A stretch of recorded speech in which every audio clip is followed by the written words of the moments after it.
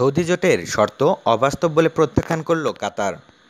Saudi আরব ও তার মিত্রদের দেওয়া ১৩ শর্ত প্রত্যাখ্যান করেছে কাতার। কাতার সৌদি জোটের দেয়া শর্তের জবাবে বলেছে, শর্ত অবাস্তব ও বাস্তবায়নযোগ্য নয়।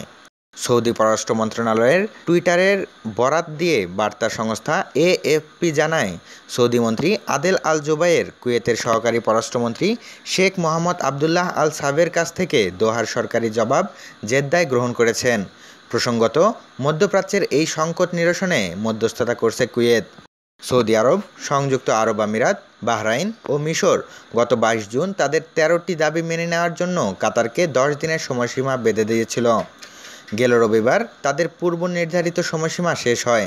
সোমবার তা আরও ৪৮ ঘণ্টা বাড়ানো হয়।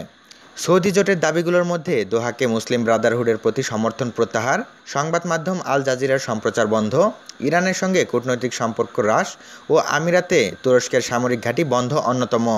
সৌদি আরব, মিশর, ইউএই এবং বাহরাইনের অভিযোগ, কাতার মুসলিম ব্রাদারহুড সহ কট্টর ইসলামপন্থী একাধিক সংগঠনকে মদদ দেয়। আল জাজিরা টেলিভিশন চ্যানেলও এই কট্টরপন্থীদের সহযোগিতা করে। এছাড়া আঞ্চলিক শত্রু হিসেবে পরিচিত ইরানের সঙ্গেও দোহার সুসম্পর্ক আছে, যদিও কাতার এসব অভিযোগ অস্বীকার করেছে। কাতারের জবাব গ্রহণের পর সৌদি পররাষ্ট্র মন্ত্রণালয় টুইটে বলা হয়, যথাসময়ে কাতারের জবাব পাওয়া গেছে। সৌদি ৪ জোটের পররাষ্ট্রমন্ত্রীরা বুধবার মিশরের রাজধানী কায়রোতে পরবর্তী করণীয় নির্ধারণে বৈঠকে বসবেন। কাতারের পররাষ্ট্রমন্ত্রী শেখ মোহাম্মদ বিন আবদুর রহমান আল থানি বলেছেন, দাবিসমূহ অবাস্তব ও বাস্তবায়নযোগ্য নয়। এসব দাবি সন্ত্রাসবাদ বন্ধের জন্য বলা হচ্ছে না, এটা বাক স্বাধীনতা হরণের জন্য করা হচ্ছে।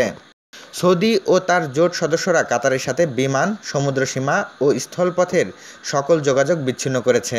কাতারের নাগরিকদের জোটভুক্ত দেশ ত্যাগ করার নির্দেশ দিয়েছে। কাতারের বিভিন্ন প্রতিষ্ঠানের বিরুদ্ধে নানাবিধ পদক্ষেপ গ্রহণ করেছে। সূত্র এএফপি।